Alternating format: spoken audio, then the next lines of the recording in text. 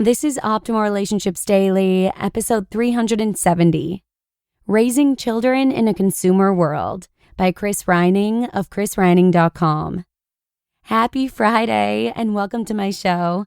I'm Joss Marie, and I'm here to narrate from some of the best relationship blogs we can find 5 days a week.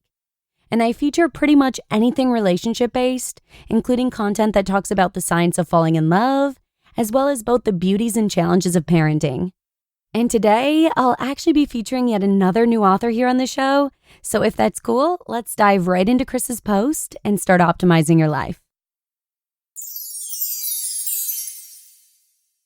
Raising Children in a Consumer World by Chris Reining of chrisreining.com. My last post on the third world perspective of the U.S. pointed out how Westerners tend to be material, not spiritual. We care more about what stuff we want to buy than the collective well-being of our society. That got me thinking about why is it that we choose to live beyond our means, opt for crazy commutes to work, love gas-guzzling SUVs, finance new stuff we can't pay cash for, stuff our faces with fast food, and pay people to clean our houses, mow our lawns, shovel our driveways, fix our leaky faucets, and maintain our cars. Does it start with our parents? I tend to think they have a pretty good hand in shaping behaviors that stick with us for a lifetime. Therefore, one thing I want to make absolutely sure I do is avoid raising my future everyday dollar kids to be spoiled, conspicuous consumers that don't know how to do anything themselves. I was recently reading about a tribe called the Matsuginka who live in the Amazon in Peru. They, like the Sudanese men, do not have Western luxuries. They hunt for monkeys and parrots, they grow yucca and bananas, and they live in houses they roof with palm tree leaves. However, the kids of the Matsuginka quickly find things to make themselves useful. They will sweep off the sleeping mats, they will stack the palm tree leaves to take back to the village for new roofs. They will fish for food and will also clean, boil, and serve it to the rest of the tribe. How old are these kids, you might ask? Try 6 years old. Why is it that in the U.S., kids don't perform chores without being instructed? Why don't kids make themselves useful like the kids of the Matsuginka tribe? Why aren't parents developing and instilling responsibility? Why do I see parents having to beg, coerce, bribe, even pay their kids to do a simple task in the home? And how typical is it that even after all those tactics, the kid still refuses and the parent ends up doing the task? I remember being at the home of one of my first girlfriends. We were in the media room watching a Laserdisc movie. Remember those? For you younger folks, it was a short-lived media format. Picture a CD the size of a record and you'll have the right idea. She came from a well-to-do family, so they always had fancy new stuff like that.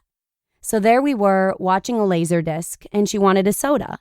So she yelled to her mom, Mom, bring me a soda."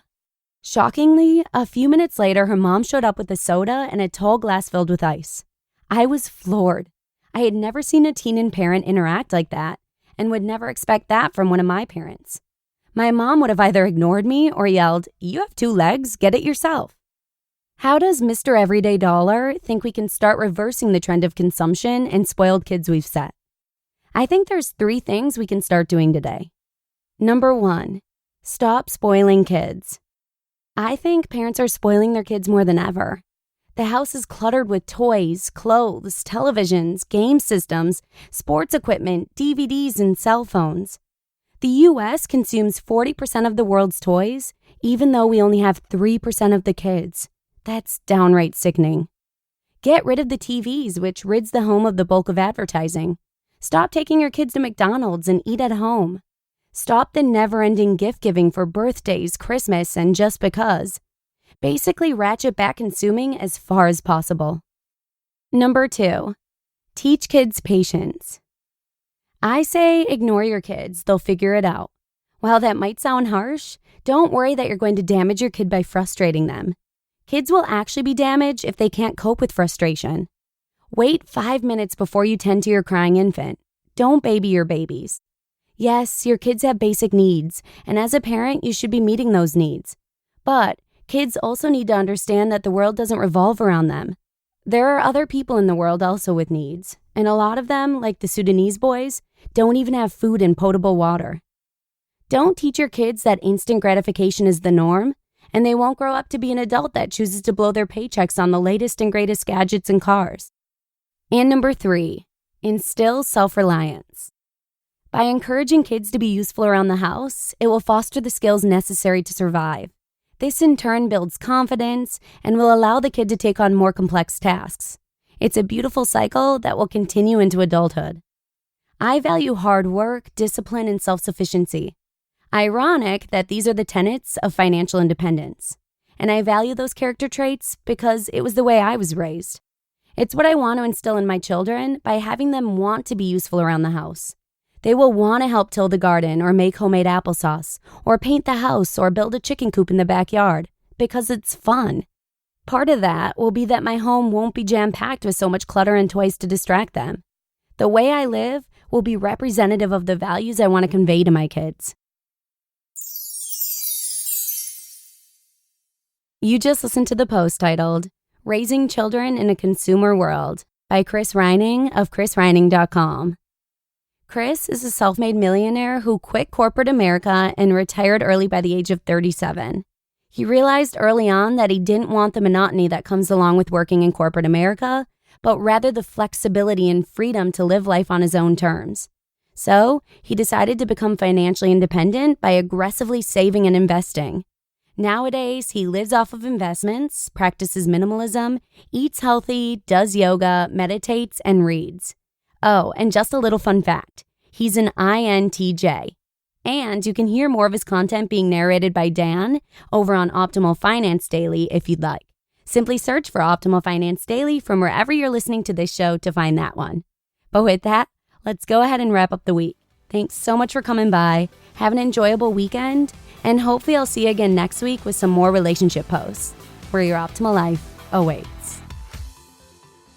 Hello, Life Optimizer. This is Justin Malik, creator and producer of this podcast, but also Optimal Living Daily, the show where I read to you from even more blogs covering finance, productivity, minimalism, personal development, and more from incredible bloggers like Derek Sivers, Zen Habits, Mark and Angel, The Minimalists, and all the ones you hear on this show too.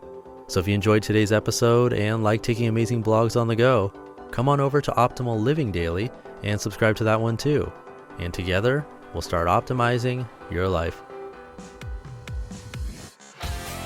You've been listening to Optimal Living Daily. Be sure to hit the subscribe button to stay up to date on each new episode and head to oldpodcast.com. That's OLDpodcast.com for a free gift as well as more actionable tips and resources to help you maximize your potential. Thanks for joining us, and remember, your optimal life awaits.